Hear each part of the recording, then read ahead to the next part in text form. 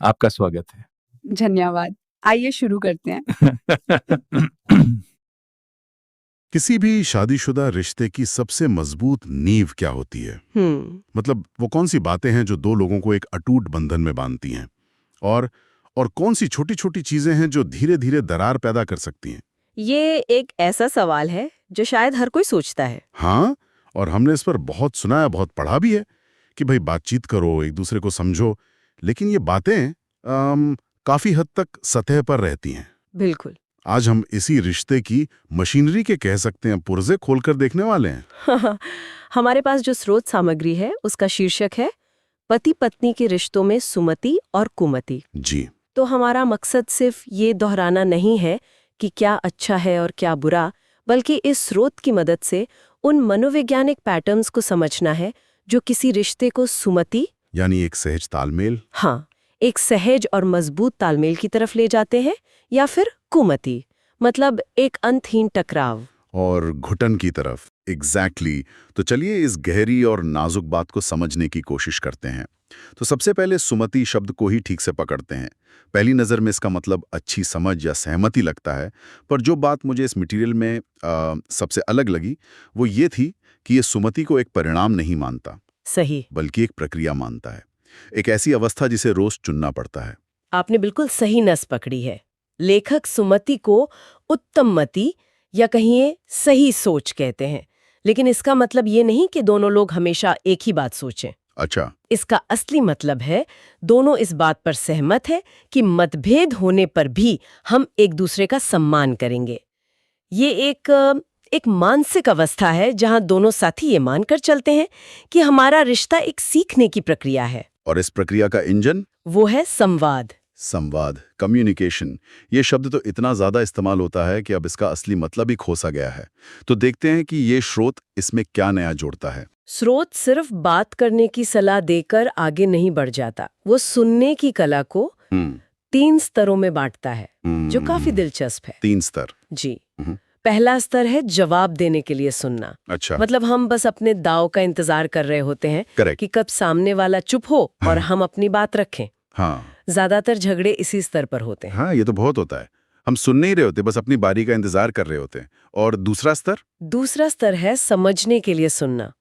यहाँ हम अपनी राय को थोड़ी देर के लिए किनारे रखकर सिर्फ ये जानने की कोशिश करते हैं कि सामने वाला ऐसा क्यों कह रहा है, उसके नजरिए में क्या है।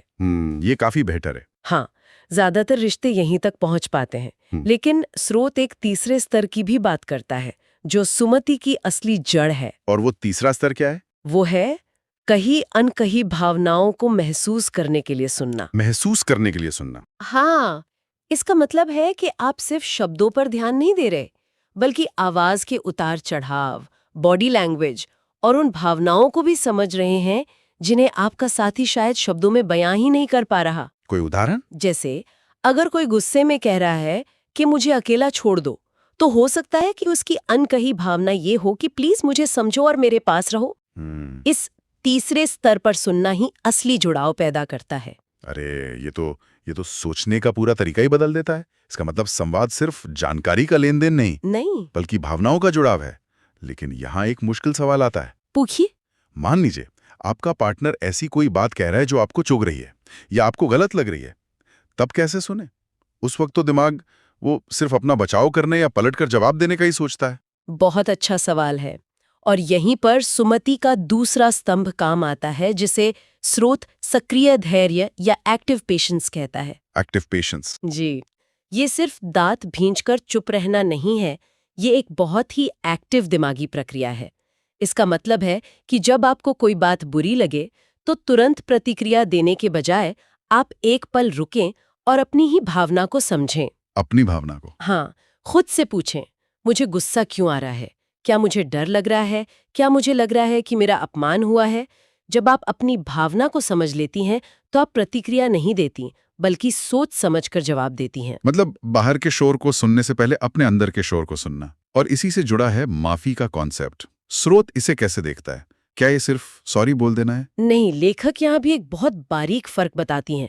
वो कहती हैं कि माफी और भरोसा 2 अलग-अलग चीजें हैं। अच्छा। माफी देना या मांगना एक घटना हो सकती है जो एक पल में हो जाए, ये रिश्ते में पड़ी गांठ को खोलने जैसा है, लेकिन भरोसा दोबारा बनाना वो एक पूरी प्रक्रिया है जिसे दोनों को मिलकर सींचना पड़ता है।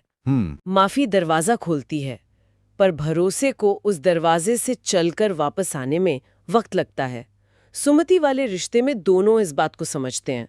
वो गलती करने वाले को उसकी एक गलती से परिभाषित नहीं करते, बल्कि उसे भरोसा दोबारा बनाने का मौका देते हैं। बिल्कुल। तो हमने सुमति के मजबूत स्तंभों, गहरा संवाद, सक्रिय धैर्य और माफी और भरोसे के बीच का फर्क को समझ लिया है।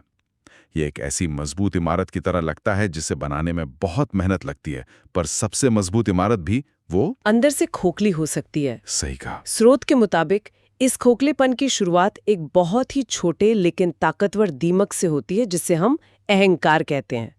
चलिए देखते हैं कि ये कैसे काम करता है। और ये दीमक चुपके से हमला करता है। कुमति का सबसे बड़ा कारण अहंकार ही है, लेकिन यहां भी स्रोत सिर्फ मैं सही हूं तुम गलत वाली सोच तक ही सीमित नहीं रहता। तो फिर वो इसे एक गहरी मनोवैज्ञानिक वजह से जोड़ता है, पहचान का संकट या आइडेंटिटी क्राइसिस। पहचान का संकट एक रिश्ते में, ये तो बहुत दिलचस्प है।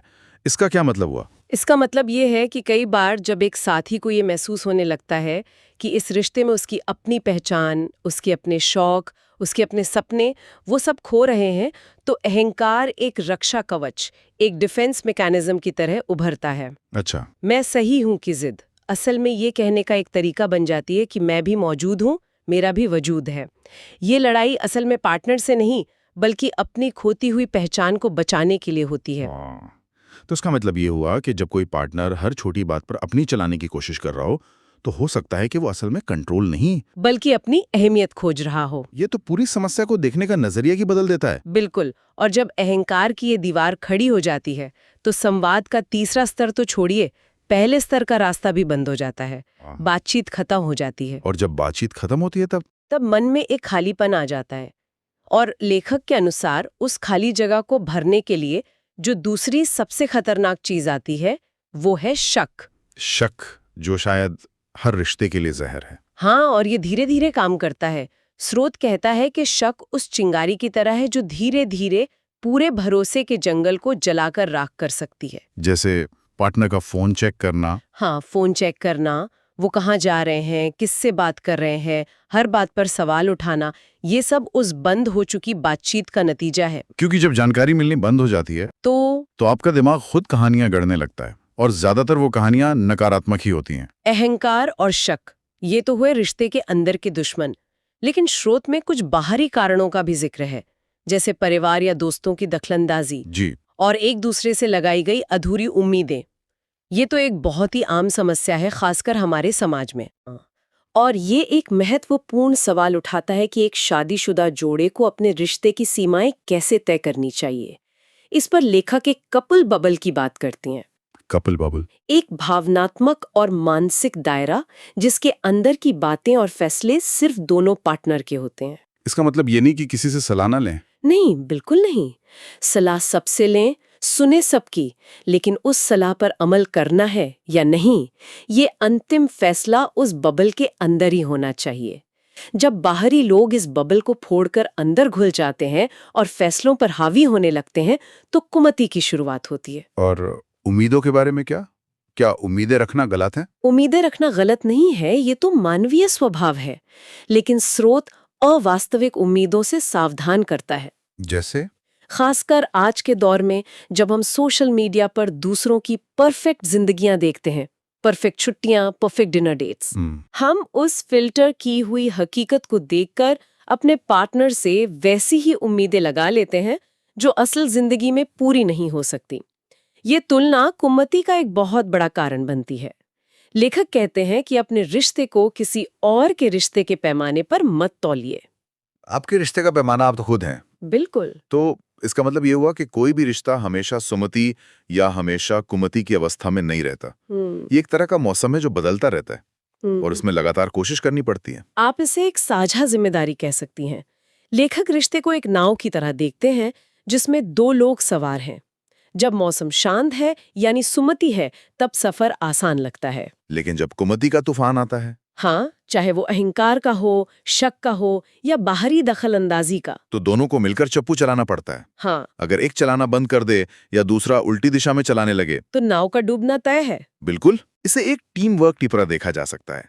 पर अक्सर ऐसा होता है कि एक पार्टनर को लगता है कि समस्या है और दूसरे को लगता है कि सब ठीक है। उस स्थिति में क्या? देखिए, इस किताब का एक मुख्य तर्क यह है कि रिश्ते की सेहत किसी एक की नहीं बल्कि दोनों की जिम्मेदारी है। अगर नाव में एक छोटा सा भी छेद हो गया है तो भले ही पानी आपकी तरफ से ना आ रहा हो, लेकिन डूबेगी तो पूरी नाव। सही बात है। इसलिए जब भी एक साथी को लगे कि कुमति के लक्षण दिख रहे हैं, जैसे बातचीत कम हो रही है, चिड़चिड़ाहट बढ़ रही है, तो ये खतरे की घंटी है। उस वक्त ये इंतजार नहीं करना चाहिए कि दूसरा पहल करेगा। दोनों को मिलकर उस छेद को ढूंढना और भरना पड़ता है। जी, तो आज की इस लंबी और गहरी चर्चा को अगर समेटना हो तो मुख्य बातें क्या निकल कर आती हैं? पहली बात तो ये कि पति पत्नी का रिश्ता सिर्फ भावनाओं पर नहीं बल्कि कुछ खास स्किल्स पर चलता है। हाँ, सुमति कोई जादू नहीं है, ये एक कला है जिसे सीखना पड़ता है। इसमें तीसरे स्तर पर सुनने की कला है, सक्रिय धैर्य का अभ्यास है और माफी व भरोसे के बीच का अंतर समझने की समझदारी है। ये सब मिलकर एक मजबूत नींव बनाते हैं। और दूसरी तरफ कुमति की जड़ें भी उतनी ही गहरी हैं। ये सिर्फ लड़ाई झगड़ा नहीं है, नहीं, इसकी जड़ में अहंकार से जुड़ा पहचान का संकट है, बातचीत की कमी से पैदा हुआ शक है और बाहरी दुनिया की दखलंदाजी और अवास्तविक उम्मीदों का दबाव है। और शायद सबसे जरूरी बात यह है कि एक अच्छा रिश्ता अपने आप नहीं चलता, उसे चलाना पड़ता है। ये एक सचेत और निरंतर प्रयास है, जैसे ठीक एक छोटे से पौधे की देखभाल करने जैसा। उसे रोज पानी देना पड़ता है, धूप दिखानी पड़ती है और कीड़ों से बचाना पड़ता है। ये कोई ऑटो पायलट मोड पर चलने वाली चीज नहीं है। आपको हर रोज हर पल सुमति को चुनना पड़ता है। एकदम सही। बहुत खूब। एक रिश्ता एक पौधे की तरह ही है जिसे रोज सींचना पड़ता है। तो इस चर्चा को यहीं समाप्त करते हुए हम एक सवाल छोड़ जाते हैं जिस पर सोचा जा सकता है। जरूर। आज की तेज तरार और डिजिटल दुनिया में जहां हम हर पल एक दूसरे से जुड़े हुए भी हैं और शायद पहले से कहीं ज्यादा अकेले भी हैं, क्या पति पत्नी के बीच सुमति और कुमति के कारण बदल गए हैं? बहुत जरूरी सवाल है। या आज की टेक्नोलॉजी ने कपल बबल को पहले से ज्यादा जरूरी बना दिया है या फिर उसे बनाना और भी मुश्किल कर दिया है? इस पर विचार जरूर कीजिएगा। नमस्कार दोस्तों, हमारे चैनल को लाइक, कमेंट और सब्सक्राइब करना मत भूलिएगा।